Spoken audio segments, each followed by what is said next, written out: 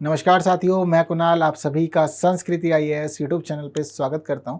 आज की वीडियो में हम लोग बात करने वाले हैं केंद्र सरकार के एक महत्वपूर्ण निर्णय की। दरअसल हाल ही में केंद्रीय सूचना और प्रसारण मंत्रालय ने एक बड़ा निर्णय लेते हुए कुछ ओटीटी प्लेटफॉर्म, वेबसाइट्स, एप्लीकेशन, साथ ही कुछ लोगों के अकाउंट्स को बैन कर दिया है पूरी तरह से, और अब उन सभी की सार्वजनिक पहुंच पूरी तरह से शून्य कर दी गई है।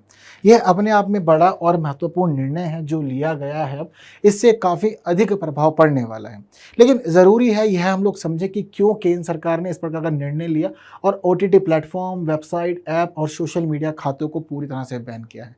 ऐसा क्या किया था इन लोगों ने जिसकी वजह से इन्हें केंद्र सरकार के इस कठोर निर्णय का सामना करना पड़ रहा है। तो ज़रूरी है कि इस पूरे मामले को हम लोग समझेंगे, लेकिन उससे पहले एक प्रश्न जो आप लोगों से प्री में पूछा जा सकता है कुछ इस प्रकार का रहेगा। यदि चीज़ें पता है तो आंसर बस कमेंट करनी है। इसके साथ ही अपने मेंस के नोट ज़रूर बना लीजिएगा, बेहद खास विषय है आप सभी लोगों के लिए ये। तो देखिए, केंद्र सरकार का ये जो निर्णय है, इस निर्णय के अंदर, इस निर्णय के दायरे में काफ़ी सारे शामिल हो गए हैं। 18 तो ओटीटी प्लेटफॉर्म शामिल हैं, 19 शामिल है इसमें वेबसाइट, 10 ऐप शामिल हैं जिनमें से 7 ऐप हैं गूगल प्ले स्टोर के, जबकि 3 ऐप हैं एप्पल प्ले स्टोर के। इसके अलावा 57 सोशल मीडिया अकाउंट शामिल हैं, जिसमें 12 अकाउंट शामिल हैं फेसबुक के, 17 अकाउंट शामिल हैं इंस्टाग्राम के, 16 अकाउंट एक्स के भी शामिल हैं और 12 यूट्यूब के अकाउंट शामिल हैं। यानी कि केंद्र सरकार का यह जो निर्णय है काफ़ी सीमित नहीं है बल्कि काफ़ी विस्तृत है। ओटीटी प्लेटफॉर्म्स को नहीं बख्शा है, वेबसाइट्स को नहीं बख्शा, ऐप को नहीं बख्शा। इतना ही नहीं, लोगों के जो सोशल मीडिया अकाउंट्स हैं उन तक को नहीं बख्शा है, चाहे वह किसी पर भी हो। तो एक बड़ा निर्णय है, पर यह निर्णय लिया क्यों गया है यह भी आप लोग समझिए। दरअसल जो केंद्र सरकार है, जो हमारा सूचना और प्रसारण मंत्रालय है, उसकी जिम्मेदारी है कि वह भारत में एक स्वस्थ सोशल मीडिया को सुनिश्चित करे। चाहे ओटीटी की बात हो, चाहे फिर बात हो वेबसाइट्स की, चाहे बात हो इसके अलावा ऐप्स की। ज़रूरी है कि हर जगह स्वच्छता बनी रहे और कंटेंट ऐसा हो जो पूरी तरह से नैतिक हो। अनैतिक कंटेंट लोगों तक नहीं पहुंचना चाहिए। कंटेंट की अनैतिकता के आधार पर ही यह निर्णय लिया गया है केंद्र सरकार के द्वारा। और यहां मंत्रालय ने साफ साफ बताया है कि देखिए, यह जितने भी यहां पर शामिल हैं, चाहे ओटीटी प्लेटफॉर्म हो, वेबसाइट हो, एप्लीकेशंस हो, चाहे लोगों के अपने पर्सनल अकाउंट ही क्यों ना हो, ये इस प्रकार से खुद को शो करते हैं कि यह क्रिएटिव कंटेंट प्रोवाइड कर रहे हैं, रचनात्मक अभिव्यक्ति प्रस्तुत कर रहे हैं ये। और ये सभी लोग रचनात्मक अभिव्यक्ति की आड़ में बहुत अव्यावहारिक और अनैतिक कंटेंट लोगों तक पहुंचा रहे हैं, जिसकी पहुंच की कोई भी सीमा नहीं है और इसे कोई भी देख सकता है। इसका प्रभाव बच्चों पे भी पड़ेगा, जो हमारे विद्यार्थी हैं उन पे पड़ेगा, और यह सभी चीजें बहुत अधिक गलत हैं। महिलाओं पर भी इसका बहुत अधिक नकारात्मक प्रभाव पड़ता है। यह सभी चीजें देखी गई हैं मंत्रालय के द्वारा। मंत्रालय ने बताया कि यह सभी कहते हैं कि हमारा कंटेंट काफी क्रिएटिव है, रचनात्मक अभिव्यक्ति हम लोग कर रहे हैं, लेकिन रचनात्मक अभिव्यक्ति की आड़ में अगर हम देखें तो ये ओटीटी प्लेटफॉर्म, ये वेबसाइट, ये ऐप और ये सोशल मीडिया अकाउंट आपको परोस रहे हैं पूरी तरह से अश्लीलता। बहुत ही यहाँ पर अश्लील कंटेंट है, और अश्लील कंटेंट की स्थिति अगर आप लोग देखें तो एक प्रकार से सॉफ्ट पॉर्न आप लोग को यहाँ पर सर्व किया जा रहा है, जो कि बहुत अधिक गलत है।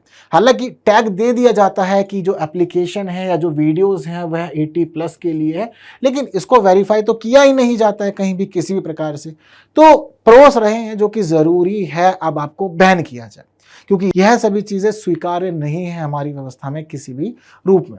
वहीं दुर्व्यवहार के प्रचार की बात भी कर रहे हैं। आप दुर्व्यवहार दिखाते हैं अलग अलग रिश्तों के प्रति, अलग अलग महिलाओं के प्रति, अलग अलग वर्गों के प्रति। आप इस प्रकार का कंटेंट दिखा रहे हैं जहां महिलाओं को गलत रूप से प्रस्तुत किया जा रहा है, दिखाया जा रहा है कि वह परिवार में किस प्रकार से धोखा कर रहे हैं, उनके गलत गलत संबंध हैं, और इस प्रकार का कंटेंट आप दिखा रहे हैं। और कंटेंट दिखाना छोड़ो, लोग देखना बहुत अधिक पसंद कर रहे हैं। मिनिस्ट्री की तरफ से खुद बताया गया कि जितनी ओटीटी प्लेटफॉर्म्स को बैन किया गया है, जितने ऐप्स को बैन किया गया है, उनमें से कुछ पर 1 लाख से ज़्यादा डाउनलोड हुए हैं ऐप्स के मामले में। उनमें से कुछ ऐप पर 1 करोड़ से ज़्यादा डाउनलोड हुए हैं, वहीं अधिकांश पर 50 लाख से ज़्यादा डाउनलोड्स हो चुके हैं। यह देखा गया है मंत्रालय के द्वारा। यहाँ पर इन सभी में प्रस्तुत क्या किया गया? अश्लीलता, दुर्व्यवहार, महिलाओं की अपमानजनक स्थिति, वहीं साथ साथ जो सम्मानजनक रिश्ते होते हैं उन सम्मानजनक रिश्तों को, संबंधों को इसमें बहुत ही गलत रूप में, अनैतिक रूप में प्रस्तुत किया गया है। मिनिस्ट्री ने हर एक चीज़ को देखा, जो उनके ऑब्जर्वर्स हैं, जो उनकी टीम है, उन्होंने हर एक चीज़ को जाना समझा, अपने अलग अलग मंत्रालयों से बात की, अलग अलग विभागों से बात की और सबसे बातचीत करते हुए अंत में निर्णय लिया गया है कि इनकी सार्वजनिक पहुंच को पूरी तरह से शून्य कर दिया जाएगा। यानी कि आप किसी भी रूप में इनको देखना चाहेंगे, आपकी पहुंच इन तक नहीं हो सकती है। यहाँ पर केंद्र सरकार ने यह भी बताया कि हम यह सभी निर्णय क्यों ले रहे हैं, क्योंकि यह जो भी कार्य किए जा रहे हैं वह कार्य पूरी तरह से भारतीय कानूनों के विरुद्ध भी है, और ऐसा कोई भी कार्य जो भारतीय कानूनों के विरुद्ध होगा उसके अगेंस्ट कड़ा एक्शन लिया जाएगा, इसमें कोई दो राय नहीं है। तो हम बस अपना काम कर रहे हैं, भारतीय नियमों और कानूनों का पालन सुनिश्चित कर रहे हैं, इसके अलावा हम और कुछ नहीं कर रहे हैं, यह भी आप लोग को समझना होगा। जैसे कि यहाँ पर बताते हैं केंद्र सरकार की, देखिए यहाँ पर जो उल्लंघन हो रहा है, उन उल्लंघनों में सबसे पहला उल्लंघन है आईटी अधिनियम की धारा 67 और 67A की। अब आप लोग सोचेंगे कि ठीक है, मान लीजिए कि धारा 67 का उल्लंघन हुआ आईटी एक्ट की, पर इसमें है क्या? तो देखिए, जो ये धारा 67 है, यह बताती है कि इलेक्ट्रॉनिक रूप से आप कोई भी अश्लील सामग्री को प्रस्तुत नहीं करेंगे, प्रकाशित नहीं करेंगे। यदि ऐसा कोई भी कार्य किया जाता है तो वह दंडनीय है भारत में, और अश्लील सामग्री के प्रकाशन के लिए किसी व्यक्ति को सबसे पहले 3 वर्ष की सजा दी जा सकती है, प्लस 5 लाख का जुर्माना उस पर लगाया जा सकता है। इतना ही नहीं, यहाँ पर यह भी व्यवस्था है कि अगर वही व्यक्ति सेम काम बार बार करता है तो इसकी सजा को बढ़ाकर 5 वर्ष किया जा सकता है, जुर्माने को बढ़ा करके 10 लाख किया जाएगा आगे की स्थिति में, और ऐसे ही ये चीज़ें चलेंगी और उसको सजा भुगतनी पड़ेगी। यह बात हुई धारा 67 की। वहीं 67A की बात करें तो यह बात करता है पूरी तरह से सेक्सुअल कंटेंट की। अगर ऐसा कंटेंट कोई भी प्रस्तुत करता है, चाहे ऐप पे करे, OTT पे करे, वेबसाइट पे करे, तो उसके लिए प्रावधान यह किया गया है कि सबसे पहले आपको 5 साल की जेल हो जाएगी, वहीं 10 लाख तक का जुर्माना भी लगाया जा सकता है आपके ऊपर।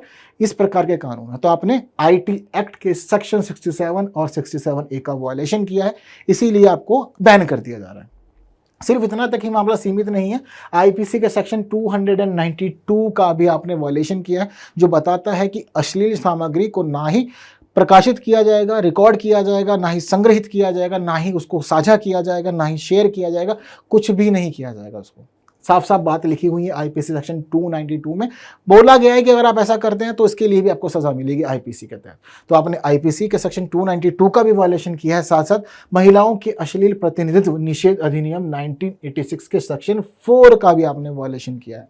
यहाँ पर भी सेम बात है, यदि महिलाओं को आपत्तिजनक रूप में प्रस्तुत किया जाएगा, उनकी गरिमा को ठेस पहुंचाया जाएगा और ऐसी स्थिति दिखाई जाएगी महिलाओं के प्रति जो बहुत अधिक गलत है, तो फिर कड़ा एक्शन लिया जाएगा, इसमें कोई दो राय नहीं है। तो आपने भारत के अलग अलग कानूनों का उल्लंघन किया है, जो स्थिति स्वीकार्य नहीं है। ऐसा काम करना दंडनीय है, दंड मिलेगा और सबको बैन कर दिया गया है। पर केंद्र सरकार को, या फिर हम लोग बात करें सूचना और प्रसारण मंत्रालय को, यह अधिकार कौन देता है? तो यह अधिकार मिला हुआ है इनको सूचना प्रौद्योगिकी अधिनियम 2000 के तहत।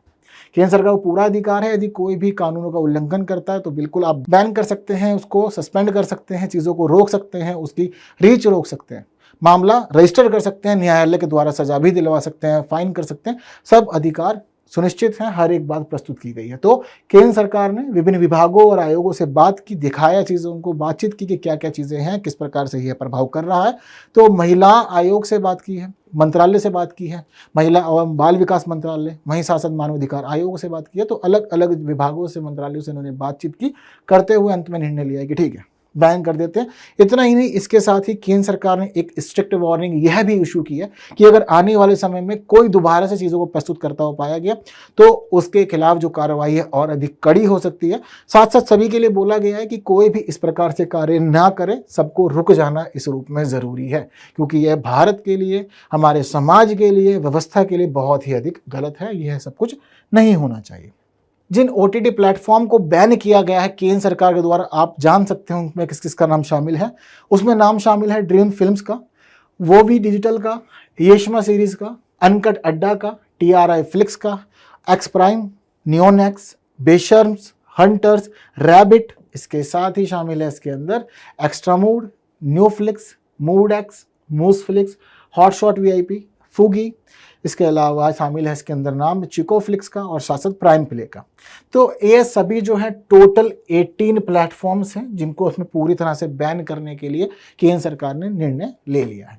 ठीक है, तो ज़रूरी है कि आप भी इन सभी चीज़ों से एहतियात रखें, वहीं साथ-साथ केंद्र सरकार के नियमों और कानूनों को समझते हुए अपनी पढ़ाई को आगे बढ़ाते रहें। जैसे कि भारत में अगर हम लोग बात करें अश्लील सामग्री से जुड़े हुए बातें कहाँ-कहाँ, किस-किस कानून में की गई है, तो आप उस रूप में इन तीनों कानूनों को नोट ज़रूर करके रखिएगा अपने पास में। वहीं साथ-साथ सूचना प्रौद्योगिकी अधिनियम 2000 को भी नोट करके रखिएगा। जहाँ कहीं भी बात हो वहाँ पर इन चीज़ों को प्रस्तुत कर दीजिएगा, खासतौर पर मेंस के एग्ज़ाम की हम लोग बात करते हैं तो। क्योंकि ये सभी चीज़ें गलत हैं भारतीय व्यवस्था के लिए, हमारे समाज के लिए, हमारे युवाओं के लिए बहुत अधिक नकारात्मक प्रभाव डालते हैं। वहीं महिलाओं की जो स्थिति होती है समाज में बहुत अधिक प्रभावित करते हैं और सभी चीज़ों को इस प्रकार से दिखाया जाता है कि यह सच्ची घटनाएं हैं, तो इससे लोगों की मनोवृत्ति भी बहुत अधिक प्रभावित होती है। तो इसलिए ज़रूरी है कि चीज़ों को रोक दिया जाना चाहिए। ये बात हुई अलग अलग प्लेटफॉर्म्स के माध्यम से। वहीं केंद्र सरकार ने कुछ कानून बनाए हुए हैं सभी लोगों के लिए, जिस पे एहतियात बरतना ज़रूरी इसलिए है क्योंकि हम सभी आज के समय में सोशल मीडिया प्लेटफॉर्म यूज़ कर रहे हैं। चाहे व्हाट्सएप हो, चाहे इंस्टाग्राम हो, चाहे ट्विटर हो, फेसबुक हो, हम लोग सब कुछ यूज़ तो कर ही रहे हैं। तो इसी के लिए केंद्र सरकार के पास है नियम 31B आईटी एक्ट का। जो नियम 31B है वह बताता है कि सोशल मीडिया प्लेटफॉर्म यूज़ करते हुए कोई भी व्यक्ति गलत सूचना, झूठी या भ्रामक सामग्री या डीप फेक से जुड़ी हुई कोई भी सामग्री को प्रकाशित नहीं करेगा और यह जिम्मेदारी मंत्रालय की, अगर कभी भी ऐसा होता है तो पहचान करे और उसको तुरंत हटाने का निर्देश दे दे। ठीक है, मंत्रालय निर्देश दे देगा, जो भी व्यक्ति है चीज़ों को रिपोर्ट करता है तो जो प्लेटफॉर्म है उस प्लेटफॉर्म की जिम्मेदारी है कि वह उन चीज़ों को हटाए। यानी कि सबसे पहले तो व्यक्तियों के लिए ही निर्देश दिया जाता है कि आप लोग ऐसा काम नहीं करें, लेकिन फिर भी कुछ हमारे यहाँ पे असामाजिक तत्व होते हैं जो चीज़ों को नहीं मानते, इस प्रकार के कार्य करते हैं, तो उनके लिए केंद्र सरकार ने पहले ही सोशल मीडिया प्लेटफॉर्म को बोला हुआ है कि अगर कभी आप ऐसी कोई चीज़ देखें, अगर रिपोर्ट होता है तो उसके विरुद्ध एक्शन लेकर के चीज़ों को तुरंत हटा दीजिएगा। ये स्ट्रिक्ट है। इतना ही नहीं, केंद्र सरकार ने सभी सोशल मीडिया प्लेटफॉर्म को यह भी बोला हुआ है कि आपकी जिम्मेदारी है कि आपका जो यूजर है, आपका यूजर जो बात समझता है, जो भाषा समझता है, आप अपने यूजर को उसी भाषा में अपने नियमों को, विनियमों को, गोपनीयता नीति को, उपयोगकर्ता समझौते को समझाएं, जिस भी भाषा में वो समझता है। यदि आप ऐसा काम नहीं करते तो भी सोशल मीडिया प्लेटफॉर्म्स के विरुद्ध ही एक्शन लिया जाएगा। इतना ही नहीं, ये सारी बातें तो थी एप्लीकेशंस के लिए थी, लेकिन इसके अलावा सभी यूजर्स को ये बोला गया है कि आप लोग को क्या क्या एहतियात बरतनी है और उन्हीं एहतियात को बरतने के लिए ही बोला गया है प्लेटफॉर्म को कि आप अपनी पॉलिसी और नियमों को समझाएं। आप पॉलिसी समझा रहे हैं, नियम समझा रहे हैं, फिर भी कोई नहीं मान रहा, रीच रोक दो, ब्लॉक कर दो, उसको फिर एक्सेस देना ही नहीं है प्लेटफॉर्म का। इसी वजह से इस लिस्ट में यहाँ पर 11 सूचीबद्ध हानियों को तैयार किया गया है केंद्र सरकार के द्वारा और केंद्र सरकार ने सभी यूजर्स को बोला है कि आपको बचना है इन 11 सूचीबद्ध हानियों से और इनका प्रकाशन नहीं करना है, इनको शेयर नहीं करना है। ना तो होस्ट करेंगे, ना प्रदर्शित करेंगे, ना अपलोड करेंगे, ना संशोधित करेंगे, ना प्रकाशित करेंगे, प्रसारित भी नहीं करना है, सेव नहीं करना है, संग्रहित नहीं करना, अपडेट नहीं करना, ये कोई भी काम नहीं करना है अगर आप 11 सूचीबद्ध हानियों से जुड़ा हुआ कोई भी कंटेंट सोशल मीडिया प्लेटफॉर्म पे देखते हैं। आजकल शेयर का चलन बहुत ज़्यादा चल रहा है, तो सबके लिए इसलिए बोला गया कि ऐसा कुछ दिख रहा है तो रोक दो पहले ही। अगर शेयर करते हो पाएगा तो फिर लीगल एक्शन होगा। क्या क्या शामिल है इन 11 उपयोगकर्ता हानियों में, यह भी आप जान लीजिए ताकि आप यह सब काम ना करें। सबसे पहली बात है राष्ट्रीय सुरक्षा, एकता, अखंडता की, यानी कि कभी भी आपको ऐसा कोई कंटेंट प्रकाशित नहीं करना है जो भारत की एकता, अखंडता के विरुद्ध हो, भारत की सुरक्षा के अगेंस्ट जाता हो, जिससे भारत की रक्षा पर कोई प्रभाव पड़ रहा हो या विदेशी राज्यों के साथ भारत के मैत्रीपूर्ण संबंध खराब हो या हमारे देश की सार्वजनिक व्यवस्था खराब हो सकती हो। यानी कि आपको कंटेंट कभी भी सोशल मीडिया पर शेयर करना है तो भारत की स्थिति को, एकता, अखंडता, सुरक्षा, मित्रतापूर्ण संबंधों को ध्यान में रखते हुए ही कंटेंट पब्लिश करना है। इतना ही नहीं, इसके अलावा दूसरे में कहा गया कि आपको चाइल्ड पोर्नोग्राफी से जुड़ा हुआ कोई भी कंटेंट कभी भी अपने सोशल मीडिया अकाउंट पे शेयर नहीं करना। अश्लीलता का कोई भी कंटेंट शेयर नहीं करना है, इससे भी बचना है। दुर्व्यवहार या गलत या भ्रामक जानकारियां शेयर नहीं करनी है। ऐसे कभी भी कोई कंटेंट नहीं सर्व करना है जिसमें लिंग, धर्म, नस्ल आदि से जुड़ी हुई कोई बात हो और आप कोई अपमानजनक बात या फिर कोई शोषण वाली बात या उत्पीड़न वाली बात प्रस्तुत कर रहे हो। तो गलत चीज़ें नहीं प्रस्तुत करनी, इससे समाज में अलग अलग समुदायों में धर्म के आधार पर, नस्ल के आधार पर, लिंग के आधार पर झगड़े हो जाए, लोग आपस में भिड़ जाएं, ऐसा कोई काम नहीं करना जिससे अव्यवस्था फैले। इसके साथ ही सहमति के बिना व्यक्तिगत जानकारी साझा नहीं करनी है। मैं सहमत नहीं हूं, आप मेरी जानकारी साझा किए जा रहे हैं मेरी मर्जी के बिना, ये बहुत अधिक गलत है और मेरे फंडामेंटल राइट्स का इसको वायलेशन माना जाएगा। तो ऐसा आपको किसी भी व्यक्ति के साथ नहीं करना है, चाहे वह आपका खास मित्र ही क्यों ना हो। ठीक है, किसी अन्य व्यक्ति का प्रतिरूपण नहीं करना है। ऐसा नहीं कि मतलब आपने उसको क्लोन बना लिया AI से, उसके माध्यम से काम कर रहे हैं, बहुत गलत है। हालांकि आप लोग नहीं मानते, मोदी जी का, मेलोनी का बहुत अधिक आप लोगों ने प्रयोग किया है बीते दिनों सोशल मीडिया अकाउंट्स पर और यूज़ किया है, बहुत सारी वीडियोस बनाई है डीप फेक की। वाणिज्यिक धोखाधड़ी नहीं करनी है, किसी से मित्र बन के बात कर रहे हैं, पैसे ले लिए हैं, अकाउंट ब्लॉक कर दिया, तो ये सब चीज़ें धोखाधड़ी में आएंगी। या फिर आप ऐसा लिंक भेज रहे हैं जो चीज़ों को खुद ही हैक कर ले और आपके पास पैसा पहुंच जाए, तो ये काम भी गलत है। ऑनलाइन गेम में धोखाधड़ी अगर होती है तो यह भी गलत है। सॉफ्टवेयर वायरस या मालवेयर का प्रयोग कर रहे हैं तो ये भी गलत है। इसके अलावा कोई भी ऐसी गतिविधि जो गैर कानूनी है, भारत के कानूनों के अनुसार काम करेंगे तो यह भी गलत है। तो यह चीज़ों को समझना है। यह सभी चीज़ें हैं 11 उपयोगकर्ता हानियां जिनका उल्लेख किया गया है आईटी अधिनियम के नियम 3(1)(b) के तहत, और इनसे बचते हुए चलना है। नियम सिर्फ और सिर्फ यूजर्स के लिए ही नहीं बल्कि प्लेटफॉर्म्स के लिए भी हमको भी बोला गया कि चीज़ें रोक के रखनी है। ठीक है, तो यह रही आज की पूरी महत्वपूर्ण न्यूज़ की बात। सब चीज़ें आपसे क्लियर कर ली गई है। अब आप बताइए कि केंद्र सरकार ने ये जो निर्णय लिया है ठीक किया है या नहीं किया है। कमेंट में अपने विचार आप लोग बताएंगे। और इस प्रकार के जो और भी प्लेटफॉर्म्स हैं जिनका नाम अभी शामिल नहीं है, क्या उनको भी जल्द से जल्द बैन किया जाना चाहिए? आप लोग क्या कहते हैं?